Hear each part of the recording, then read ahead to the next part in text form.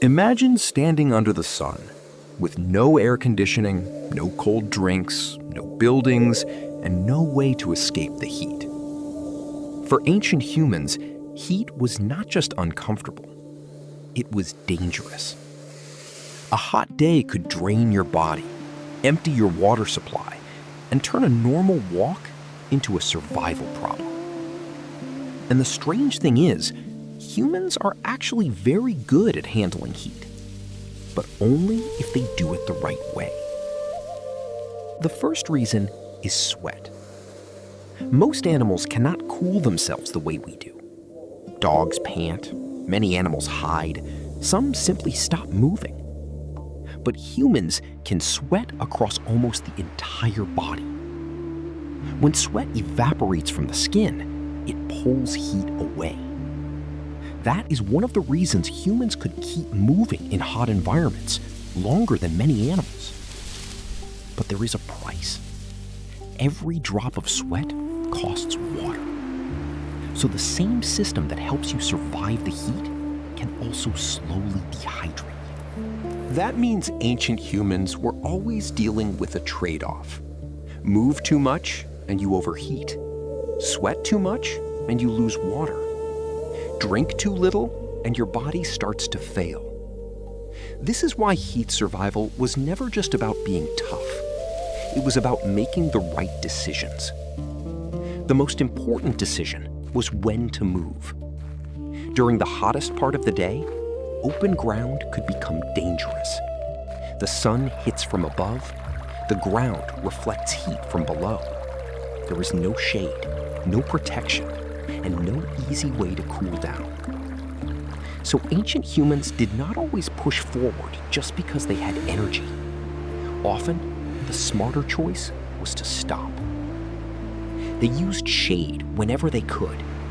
A cave entrance, a rock wall, a tree, even a small patch of shadow could change everything. Shade does not make the air cold, but it removes direct sunlight, and that alone can reduce the stress on the body. In heat, doing less can be the thing that keeps you alive. This is something modern people often forget. We think survival means constant action, walking farther, hunting harder, pushing through. But in extreme heat, movement is expensive. Every step creates more body heat.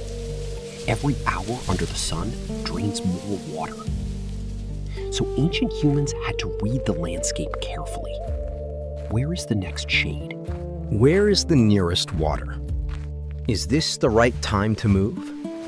Or is waiting the better decision?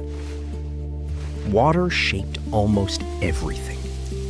A small water source could decide where people rested, where they traveled, and whether they could keep going. But water was not just for drinking. It was also tied to planning. If the water skin was almost empty, the group had to change behavior. They could not waste energy. They could not walk blindly. They had to protect the weakest person first. Because in a small group, survival was shared. If one person became too weak, everyone had a problem. This is why cooperation mattered so much. A family or small band could help each other notice danger earlier. They could carry water. They could share shade. They could slow down for children. They could help someone who was overheating. Heat survival was not only about the human body, it was about the group. And then there was shelter. Even a simple shelter could be powerful.